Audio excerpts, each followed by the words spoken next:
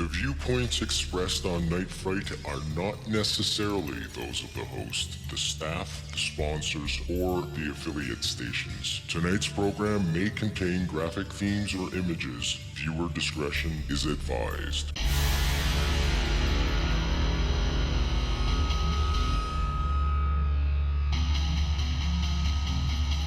There is a time for question. There is a time for answers. There is a time to challenge. There is a time to speculate. There is a time for change. There is a time for truth.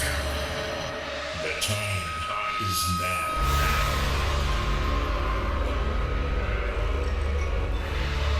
Welcome to Night Fright, your voice in the dark for horror and conspiracy.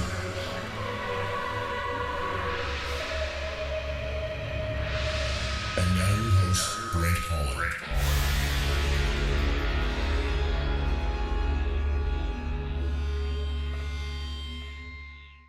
Showtime! Welcome to the show. I'm Brent Holland, and welcome one and all to Night Fright. Get the coffee going, get the tea going, get a beverage of your choice going. Get a great show for you tonight. Now, let's get going. Let me read this right from the book that we are going to be discussing tonight. And I got to tell you, it's a little unnerving. It's called Planetary Acquisition. If the aliens want the Earth, humans, that's us guys, are an obstacle. If a technological civilization exists on a targeted planet, in this case, Earth, once again, that's us guys, the aliens have several major choices. They can destroy the civilization. They can convince humans that takeover is in their best interests and therefore have a smooth transition, or they can take over the planet and the civilization, are you ready for this, without the people knowing. The first option wasn't chosen. The second option has not been offered. Now the third option, folks, appears to be in operation right now. The book is called Walking Amongst Us, the Alien Plan to Control Humanity. Our guest tonight, David M. Jacobs, PhD. Just let me read a little bit about his bio. David M. Jacobs is an American historian and just retired as Associate Professor of History at Temple University. He is also a well-known UFO researcher, primarily in the alien abduction field. This is a really ominous title, David. Welcome to the show, and thanks for joining us tonight to discuss your new book. Well, thanks for having me, Brent. I appreciate it. You're very welcome, my friend. Okay, let's jump in right away. In the book, you lay out a roadmap that the aliens are taking to control us. Can you give us a brief synopsis of what this roadmap is? Well, control right now is not national or even regional or anything like that, but it is person to person. And what we've known about this phenomenon since basically the very beginning, since early on, is that they can control people neurologically, and we cannot control them. That makes them a different kind of being, one that we have never encountered before, and obviously that one has extreme technological competence. And why this planet would be targeted, I do not know, but we don't have to know right now. It doesn't matter.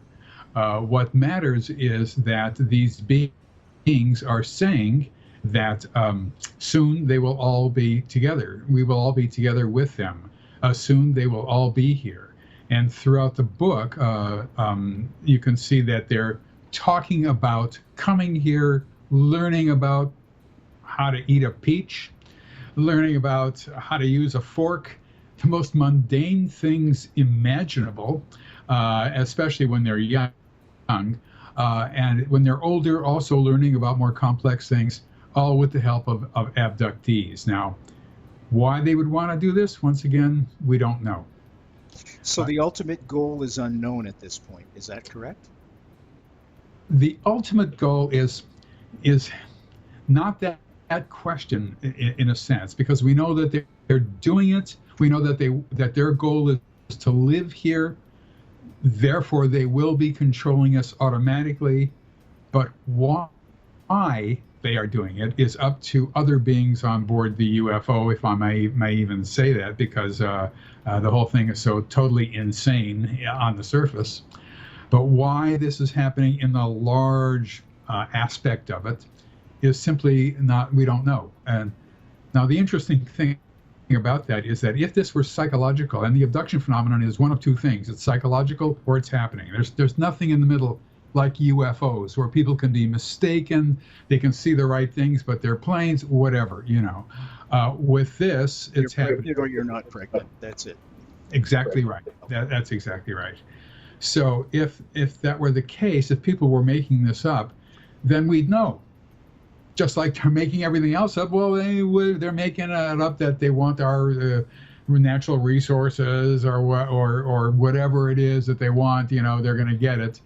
But abductees don't know, and the beings who are learning to live here don't know. Their task, as one said, is to live here. That's what they have to do. That's what they do. Why? We're still not sure why. What's your primary source of information? Well, you have to understand that the primary source of information for all this is as weak a form of evidence as one can possibly get. How so? It is human memory, of which I have none, that is recovered. This memory that has to be recovered. It's not on the tip of their brains by hypnosis, with all its attendant problems. Hypnosis of all the damn things. Administered oftentimes by amateurs like me. Now, I've only been doing it for 30 years or whatever, but I never had training. I had to learn on the job, so to speak. So the kind of evidence that you get then, you would think would be ridiculously weak. The problem is everybody basically says the same thing. They all have the same types of experiences that is not known in the public. They describe the same things. They know that as a PhD or an MD or an LLD or this D or that D, that if they come to me and talk about this phenomenon, they are taking the chance of somebody else finding out, not through me, but through them inadvertently or whatever, that could destroy their careers. For example, I've worked with people in the mental health community, and this is about the last thing they would want anybody to know. A psychiatrist, for example, it's just impossible for them to deal with this if somebody knows. But yet they come. They want to know what has been happening to them since they were a child, and now they're into their older years, and they want to know, and they'll do it. This is not the kind of, so in other words, the evidence is stronger than you think. They repeat this small details that one would never even imagine across countries. People who are drop out of school and never had formal education, people who come from Eastern Europe and through Latin America and Asia and here and there, all saying the exact same things without knowledge that other people are saying that. There's never been anything like this in human history before. I can say that without doubt. How do you exclude, for example, a coping mechanism that people might, you say it's common right across boundaries, whether gender specific, whether racial, whether poverty, rich, whatever. How do you exclude some kind of coping mechanism that people might be gravitating towards, and this is their way of coping? You mean, for example, being sexually abused abuse the child and they cope with it. Emotionally Right. abuse, some kind of abuse that has gone on. Well, sexually abused actually has been brought forward by members of the psychiatric and psychological community, and it's a very interesting idea. The amount of the number of articles in peer-reviewed magazines written about how sexual abuse transforms itself into alien abuse 30 or 40 years later. The number of articles is, I think the number has reached 0. In other words, there's no evidence for this at all, even though everybody used to say it. Now they don't say that anymore. They say it's sleep paralysis. These things come and go in revolutions over the years because people who are debunkers or who say they have an answer for it usually have no knowledge of the subject, and therefore they don't know what's already been discussed over the years. They think of something, like, oh, sleep paralysis, that's what it probably is, not knowing that 15 years ago this came up and was destroyed by UFO researchers, and now that people forget that and they don't know it and that sort of thing. So this is a hard one to put down to something that's internally generated. It's really, really difficult. Now, the problem here is that people see other people being abducted and may not be abducted themselves. People see other people being abducted. Now, it's rare, but we do have cases of it. People see other people being abducted and are abducted themselves, for example, family members. And so it's not just a single person story. There's people are abducted in groups, and sometimes they recognize themselves just at random as being seen on a UFO. I mean, if somebody came up and said they saw me on a UFO, I would know the person was mistaken because I'm not an abductee. For example, a woman who lived in central Pennsylvania she lived in a very nice house on top of a little sloping hill, and her mailbox was down at the bottom of this driveway. So every day she'd get up and she'd walk down to get the mail. And one day she walks down and there's a guy who's got a pickup truck with its hood open near the mail, up a little bit from the mailbox. Because obviously his truck conked out and he was working on it. And she gets her mail, looks over there, and he looks at her and he says, "I know you. I saw you on a UFO. We were together. Don't you remember? I saw you." And she said, no, not me. And she goes running back up the driveway. I had already been working with her, but this was just ripping out her little piece of denial that she still had in her mind. When you come across a patient like this, they're obviously suffering from post-traumatic stress disorder, I suspect. Yes and no. Yes and no. Okay, please. I called it post-abduction stress disorder. Actually, my colleague Ron Westrom, a professor of sociology at Western Michigan University, called it that, and I put that in my book Secret Life. And I did think that was the case, that this was traumatic, and then I began to think about it a little bit differently. This begins in infancy and goes into old age, and if they're 45 or 50 years old or 60 years old when they come to me, and this happens maybe 10 or 15 times a year or more, and it's happened therefore hundreds of times. Now we're getting into the bizarreness of this all. How traumatic could it be? I mean, it's part of their lives since they were children. And I've learned that it's remembering it for the first time that really does bring forward a certain amount of mental trauma, of trauma that is easily dealable with, if I can use that word. And so when people come to me, they're driven. They know something has been going on and they want to know what it is. And so the way I look at it is, they're a ship, they're desperate, it's listing to one side, and I just want to get it steady again. And I do that after a few sessions even, as people then begin to remember what's happened to them, and then they become interested in it.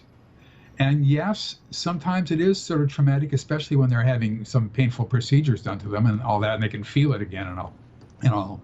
But the fact is, though, that they become sort of researchers themselves, at least when they're with me, and the trauma is mitigated tremendously.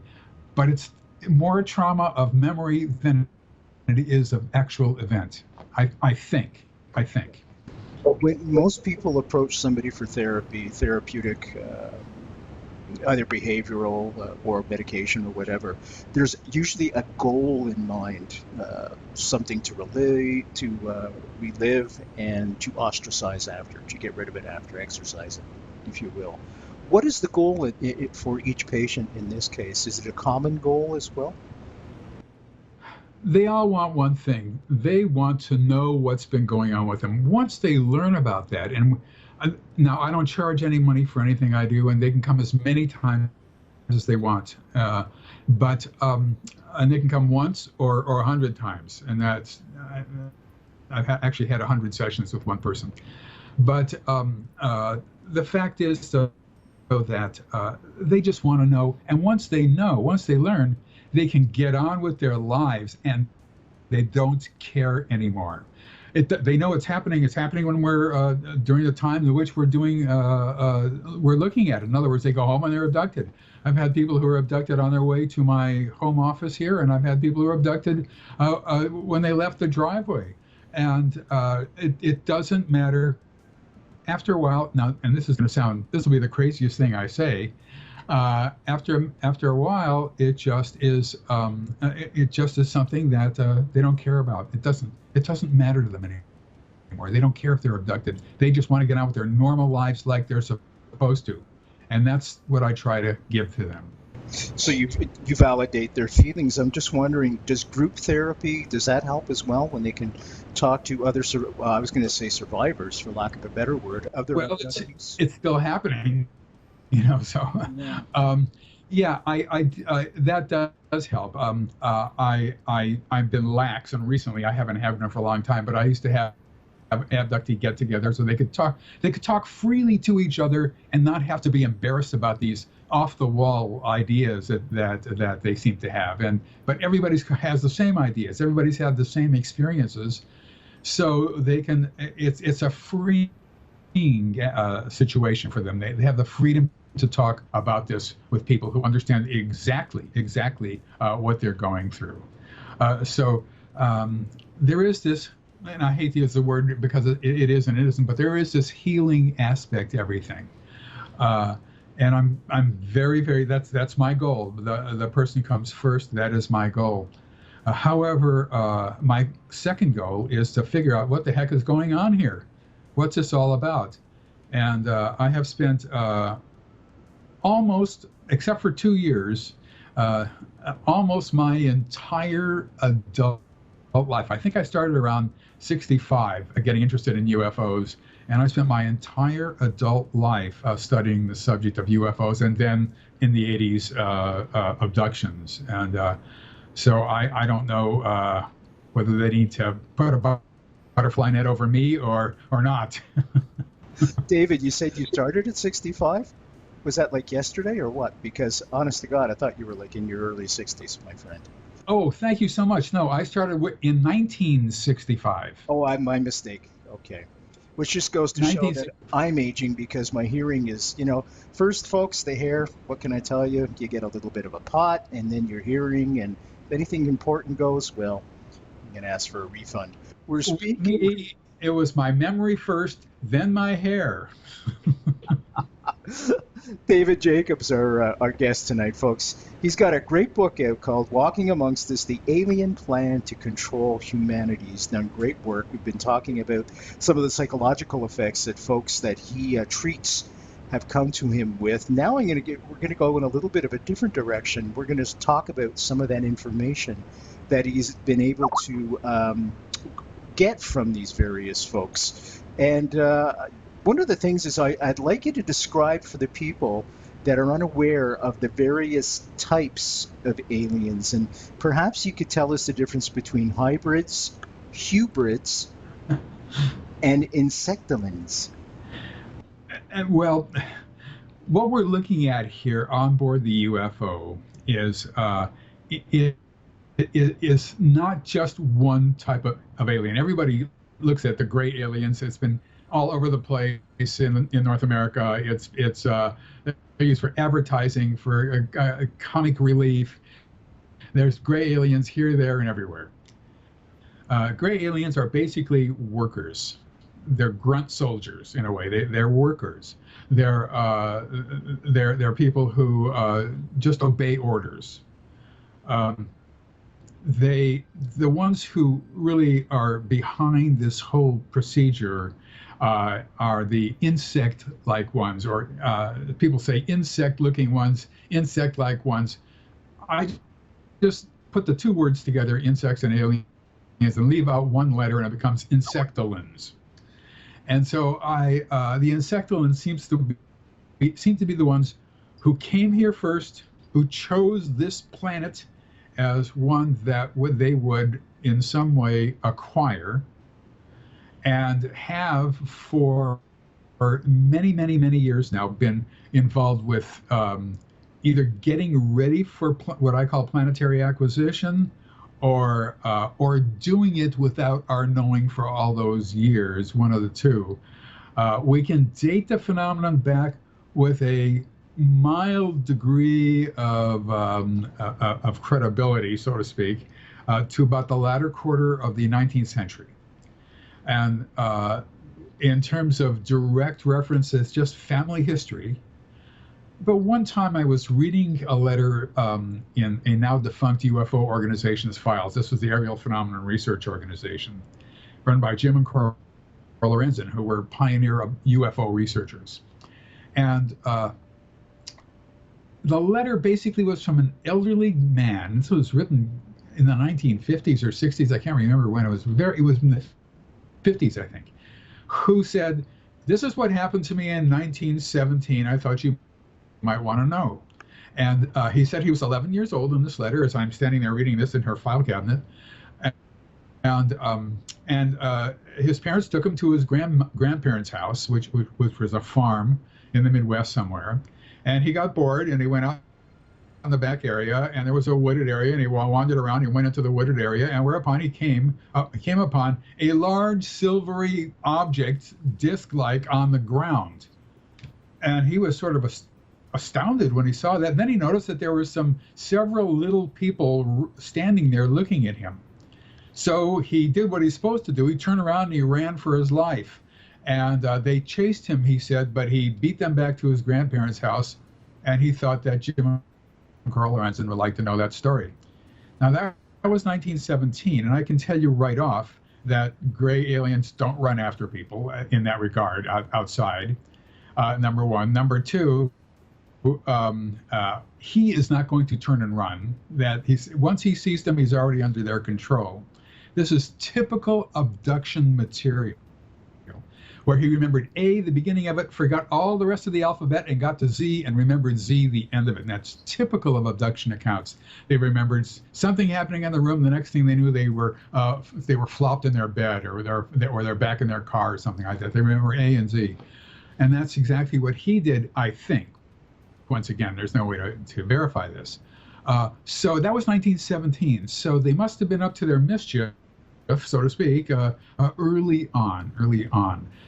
Bud Hopkins, my colleague, did one regression for a guy in the 1920s, and I've done a couple of regressions with people who were children in the 1930s, and the events happened in the 1930s. So we know it predates the UFO phenomenon as a societal sort of observation. And folks, just to let you know, we kind of look at 1947, the Roswell crash, as the modern day UFO phenomena, kind of the benchmark for that and the turning point. So, well, I look at the June 24th, 1947 sighting by a pilot named Kenneth Arnold that set the whole thing in motion. Roswell, whether you believe in it or not believe in it, did not become public knowledge until about 1980 or 81 or whatever it was. And whereas Kenneth Arnold he really kicked it off. It became a national sensation on June 25th, the next day, and then everybody began to say how they had seen these same objects years before and all that kind of stuff. But before that, there were the ghost rockets of 1946 in Western Europe, and before that, there were the Foo Fighters in the Eastern and the Eastern and the Western theaters of war, so there were, and before that, in 1896, 1897, there was a mystery airship wave in the United States, and there were no airships in the United States and all that, and so we can actually, there is a little bit of evidence that it goes back that far. The JFK Assassination, the definitive book by Brent Holland. From inside the Oval Office to Daily Plaza, first-person witness accounts. Order yours right now. nightfrightshow.com. David Jacobs, our guest tonight. www.nightfrightshow.com. www.nightfrightshow.com. The book is called Walking Among Us. The Alien Plan to Control Humanity. Just click on tonight's guest book cover. It'll take you right to a spot where you can order the book from the comfort of your own home. It's an ominous roadmap, if you will, to how aliens are taking control of us inch by inch by inch, according to David. And David, I was wondering if you could explain a little bit how you've been able to ascertain the various methods aliens are employing right now to control humans. Well, mass control, we don't know. All I can talk to you about is individual control. So,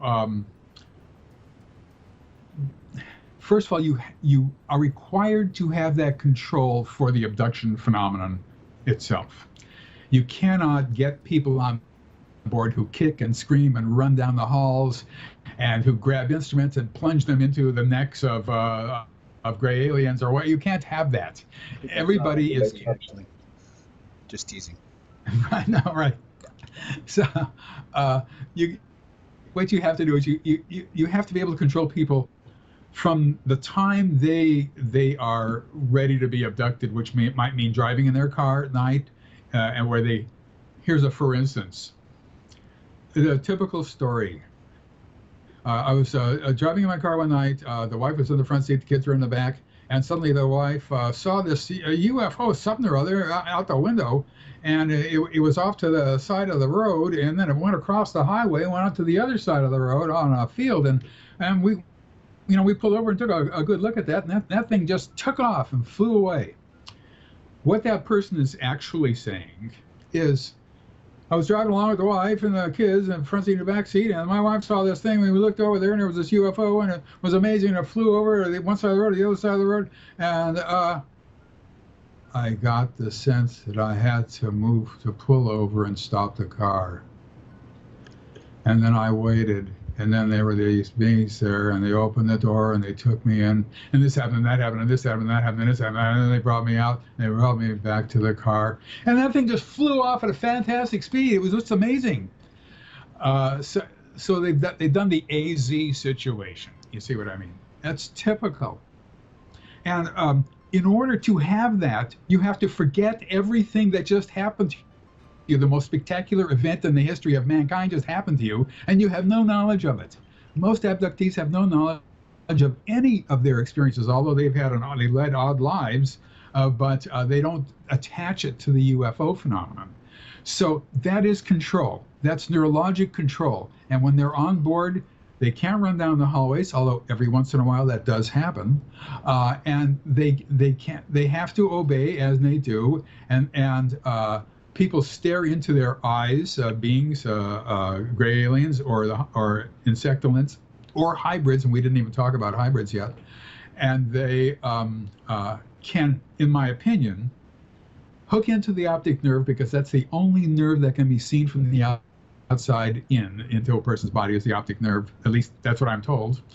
And when it comes to anything to do with medical science or science of any sort, everything is qualified here with me. But so they then can hook into any neurological sites in the person's brain. They can make the person think anything, see things that they want them to see. They can look at what the person was doing in the last couple of weeks. They can do all sorts of things. And the reason I know that is because people, when they're fooling around in there by just staring into their eyes at the distance of touching foreheads or a couple of inches or something like that, they sometimes can feel things coming up and down around and their arm moves and this and the other. You can just see them going through their minds. And so that's control that we cannot begin to understand. How that works, I don't know. Now, people say, oh, I saw this hybrid, and he was standing next to me in the line of the movie theater once, and he was weird. And, I really disliked that guy. He was standing right behind me. God, the answer to that is that's just... Is there a way to tell if it's a hybrid or not? No, not at all. Not at all. The whole point is to not be able to tell.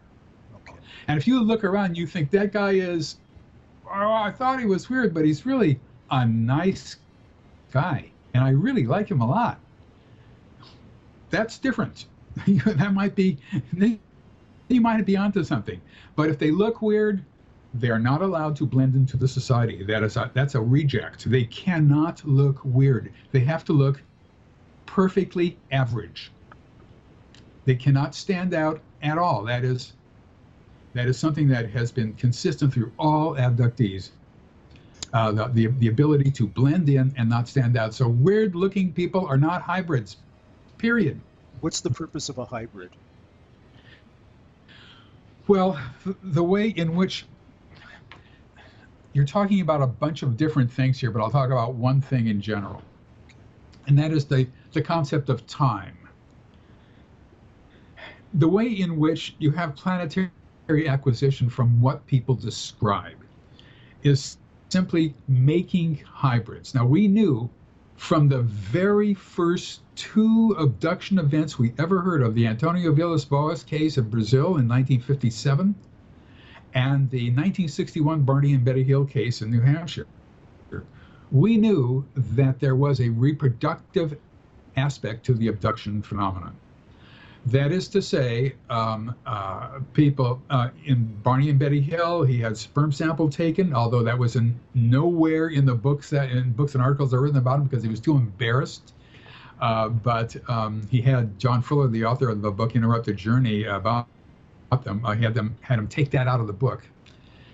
But Betty had a, quote, pregnancy test, as she called it, as they said, but that's almost certainly not true. They didn't say that, but that was in her mind, and she thought that it was. And with Antonio Villas-Boas in 1957, they took sperm in a different kind of way with a female who looked quite human from him. Of all the things to think of, why would you say something like that? It just makes your account less reasonable. It's just as reasonable to be abducted on board a UFO, you know what I mean? Let alone having to have love relations with this female who pointed to her stomach and then pointed up, he said. And that's it. And he said he felt like he was being used as a stallion to improve their stock. Anyway, the point is, from the get-go, there was a reproductive element to this, and people have described having eggs taken, sperm taken. The women have had embryos implanted in them. Between 9 and 12 weeks later, the fetus is taken out. They're gestated in tanks. I have hundreds of cases of this. I've only worked with 150 people, but have hundreds of incidents of this, I should say. And that embryo fetus becomes a hybrid baby. And there's a spectrum of hybrids. Some who look quite alien, only there's a little pointed chin, a little tiny nose, and a little tiny ear, and a little tiny mouth, and very straggly hair, and thin. And then all the way to, there's a spectrum. Now, I've divided it up into different types, but it's a smoother spectrum than I know of. But I did it just because it's handier to think about them this way, because the degree of hybridization determines what kind of tasks or jobs they will have. So ones who look quite alien who are like what I call early stage or middle stage. They stay on board. They're not going to be here because they look weird, and they take care of other hybrid children from babies on. And there's other tasks for them to do as well. The final ones who get to be more and more human, I call hybrids. They are human in every conceivable way imaginable except one. They look perfectly average. They are 5'9". The males or females are shorter. They're perfectly average, and but they can control people. They can make people think things. They can make people like them. They can make people walk away. If they're driving a car, they're not going to get a ticket necessarily from a police officer. He's going to come up and he's going to say, "Hi, how you doing?" and he'd walk away, and that's that. They can walk into a store, as I have one account there of, and just take a jacket to because they needed to. Now, I'm going to say something crazy. Because they were going to a baseball game with an abductee in Baltimore, the Baltimore Orioles, and the guy showed up wearing a Toronto Blue Jays shirt, and the abductee told him, "You can't do that. You have to wear my team, the Baltimore Orioles." So he walked into when they got to Camden Yard, he walked into a store, and he just picked out a jacket that said Baltimore Orioles on it. He smiled at the person at the cash register, who smiled at him, and he just walked out, man, and nobody was the wiser. Except that person might get fired because she allowed somebody to walk out with a shirt, and maybe there was a security camera there, who knows, So, but that's what they can do. What that does is it makes them a first-class species and us a second-class species. It's not like we're different kinds of citizens. It's a species differentiation, and they're number one, and we're number two. And I don't like being number two in this race. So I want to be number one. I have to tell you, when I was reading your book, I made a bunch of notes. One of the things when they were doing experiments on things, I thought of Mengele. And it scares the bejesus out of me to think that, we are number two and they're number one, the supermensch, if you will. Well, actually, that's a good characterization, because I just finished reading in a New York Review of Books an article about Hitler, who and his thoughts about the Jews as a different species of human being, only to be destroyed. And Mengele, who was a Nazi doctor at a concentration camp, famous for his experiments on the Jews, he's a perfect example. He bought into that ideology of Hitler's totally and completely, so he could do anything he wanted to the people who were imprisoned at various concentration camps. Is there any cases of experimentations going on right now on twins? We know Mengele was big on twins. I'm just throwing it out there. It just came to my mind. I worked with one twin whose brother was could not remember anything that had happened to him, so he never looked into it. I would very much like to work with twins to see how they reacted to this, but it doesn't really matter. It's twins. It's anybody and everybody. There's only one thing that everybody has in common: their mother or their father or both were abductees. It is intergenerational, and that is the one constant that my colleague Bud Hopkins discovered many years ago. That's the one thing that has stayed constant all the way through.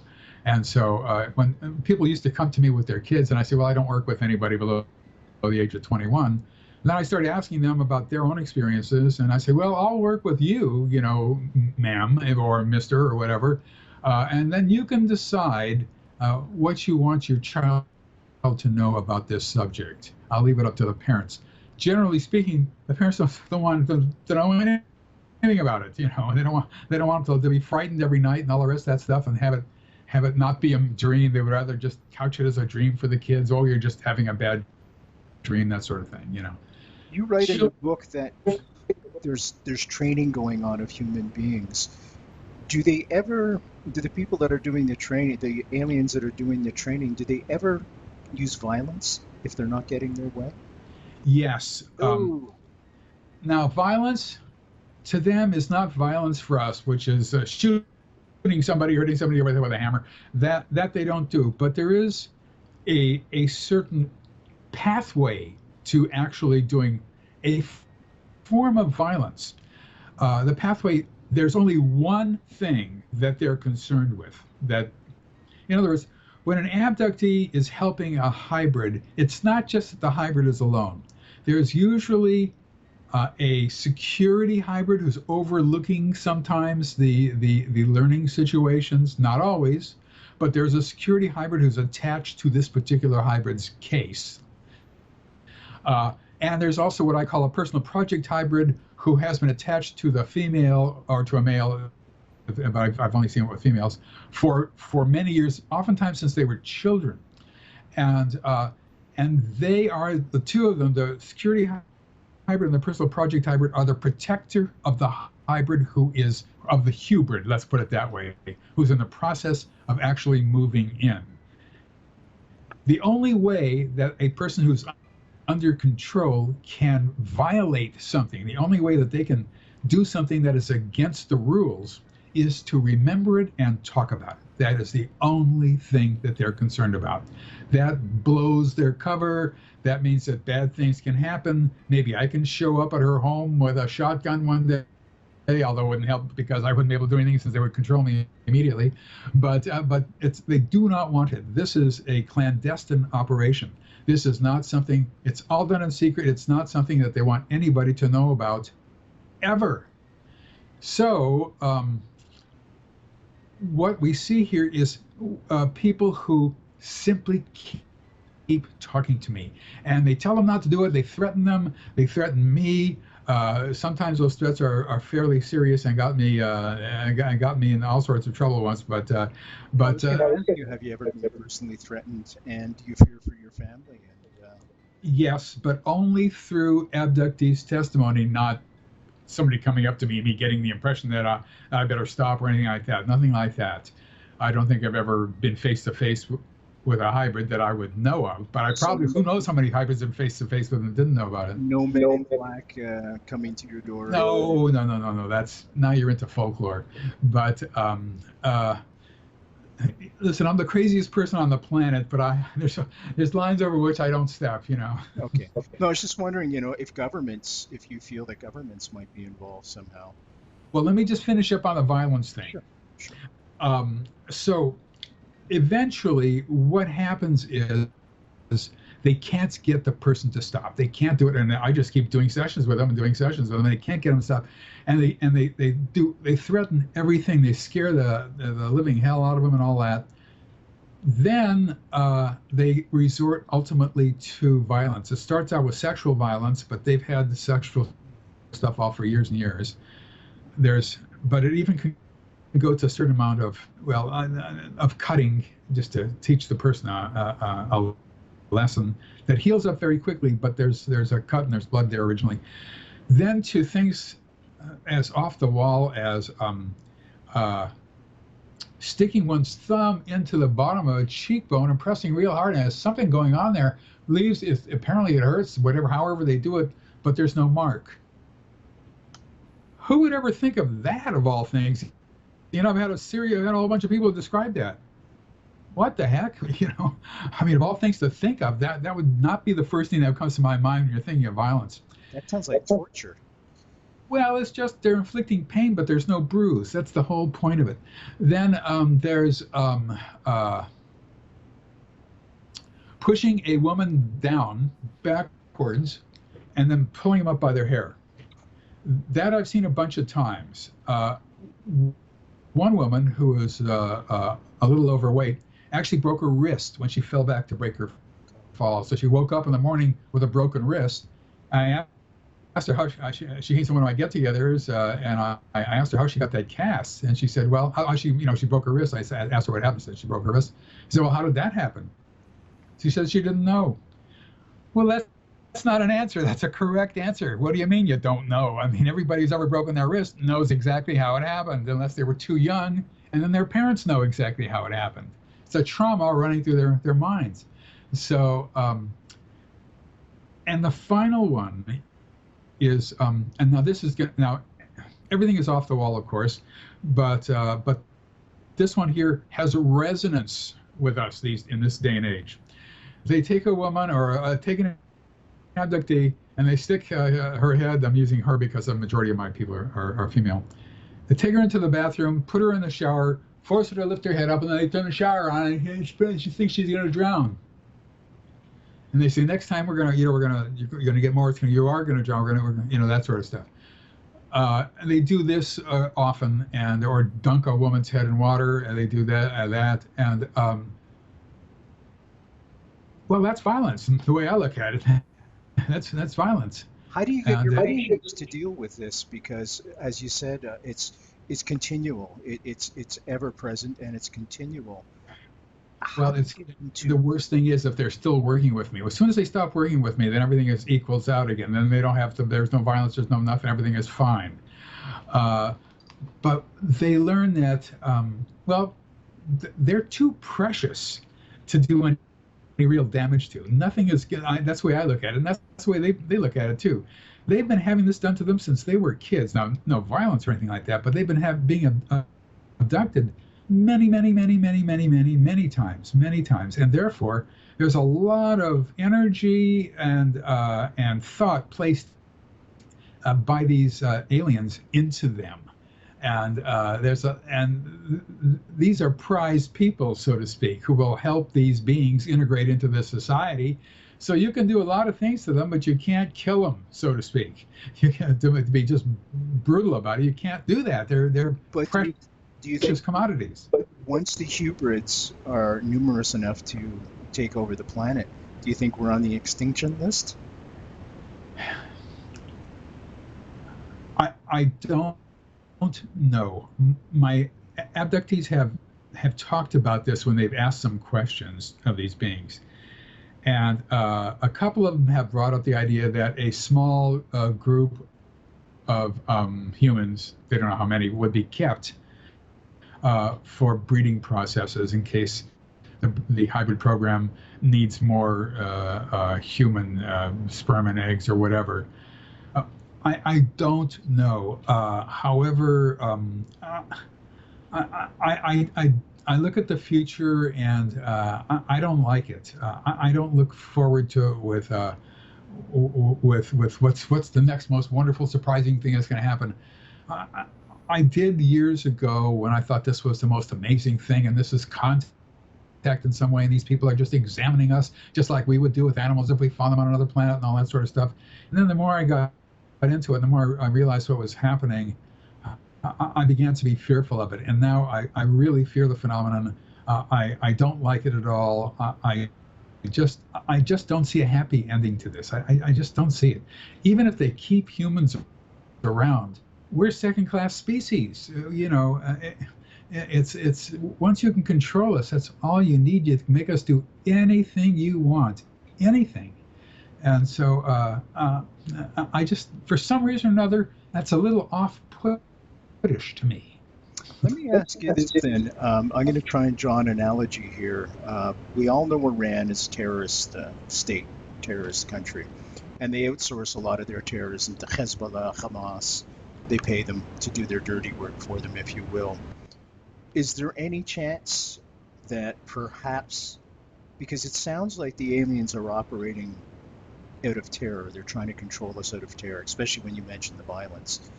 Is there any chance that perhaps a group such as ISIS could be controlled by the aliens, perhaps as an outsource to try and control us? No. Too far? I don't think so. I think that humans have their own ways of being totally nutty. Yeah, no, I don't think so. I think this is a peculiarly human thing that we see going on, where people can do outlandish things for any number of thousands of reasons. I also don't think that the government knows much about this. To answer a question you were about to ask before, now people have told me, do you think that maybe there's a secret government working, and they know all about it and this and that? And my answer is, I hope so. That would be wonderful. I would dance with joy. That would be great. There's people in the government who are actually looking at this subject in a cold, clear light who understand what's going on, I'll take it. I don't care whether they keep it from me or not. That's fine. I'll take it.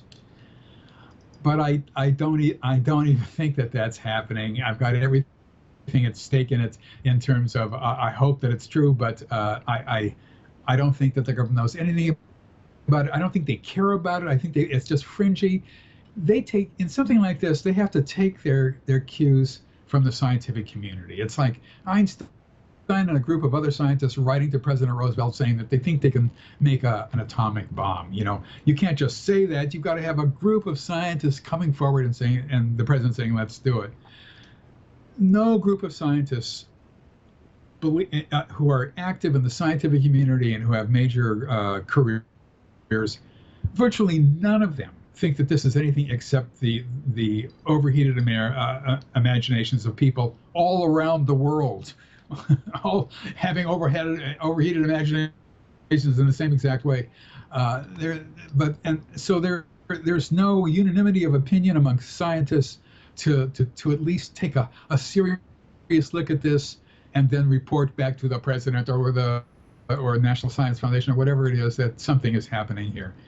And that I'm too jaded now, and maybe I'm just too old, but this has been going on for many decades, and absolutely no studies have been done of it by the scientific community, except for those scientists who are UFO or abduction researchers, of which there are a handful of us, but otherwise of them, I'm not a scientist. But otherwise, there's nothing, absolutely nothing.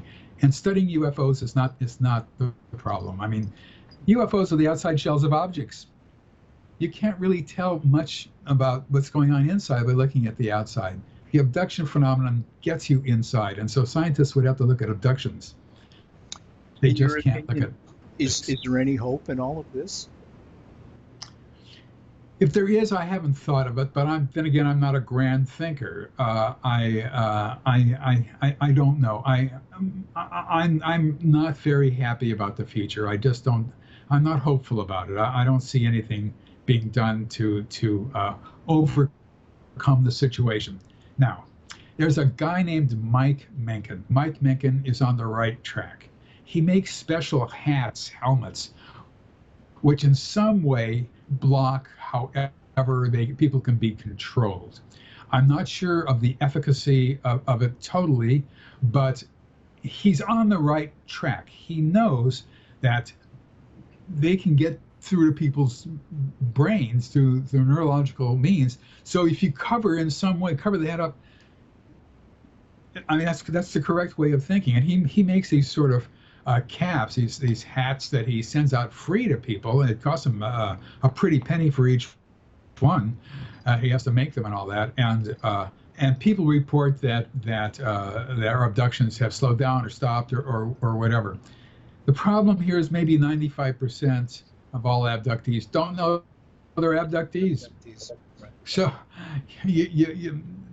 but he's onto something, and if somebody with just an intelligent way of looking at this can figure something like that out, then a group of scientists might be able to figure something out. They might be able to come up with some sort of a way of identifying who's an abductee and then protecting them so that there's a crimp in their style, in the alien style, at least in North America.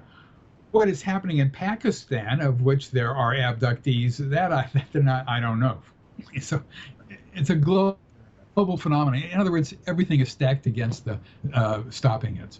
Well, I think one of the facts that you mentioned before, we're always warring with each other. We're not a unified species in any sense. So that's probably one of the attractions for conquering this planet, if you will, because we're so busy shooting each other, we don't have time to look up to see what's going on. And especially in the United States, we're experts at that. Well, around the globe, it seems we're more concerned with killing people than feeding people. And we do in the Middle East, that's exactly right. Yep. The other thing I wanted to mention too is you had mentioned before they don't like when we talk about it. So perhaps the work you're doing and bringing it forward and talking about it, perhaps even this show is helping out. The other thing I wanted to leave folks with is I'm ever optimistic, and I believe in humanity. I believe in the hope in all of this is that by its very nature, relationships will develop between beings. Bonds will emerge. Love and respect are entwined. But above all, in the human heart and soul, there is an insatiable desire to be free that I don't think can ever be conquered. So there is always hope when it's dark. There's always going to be light at the end of the tunnel. Always, always, always, and believe in that. Well, I certainly hope you're right. There is one other thing. Yes, sir. It is possible that these hybrids will understand that freedom of thought, freedom of expression, freedom to do what you want to do is really good. And they might, in fact, in some way rebel against their masters. They may, or they're the people behind them who created them, and create their own society where they could live side by side with humans, but at the same time they would be controlling them. So that part of the argument isn't so good. But there might be something like that also. I sort of throw that out a little bit in the book. It's there in this book, and but all I can say is that I hope I'm wrong about everything, and having wasted my life studying a subject that doesn't exist except in people's minds, I'm fine with that. That's okay. We're going to have to start to wrap up. I want to thank you for coming on the show and sharing your work with us. The book, folks, is Walking Among Us, and it is The Alien Plan to Control Humanity. Our guest and the author is David M. Jacobs. And easy way to get the book, as always, folks, www.nightfrightshow.com, www.nightfrightshow.com. A shout out to Kelly Logue. Thanks, Kelly, for putting the website together week after week after week. And send me an email so I can send it off to Kelly and let him know that you're grateful too. I'm Brent Holland from Night Fright. Thank you, David. Thank you. We'll see you next time.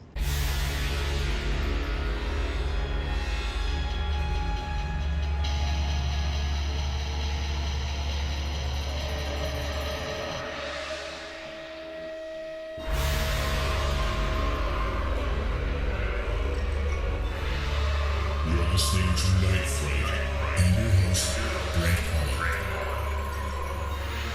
The time is now. Your voice in the dark for paranormal and conspiracy.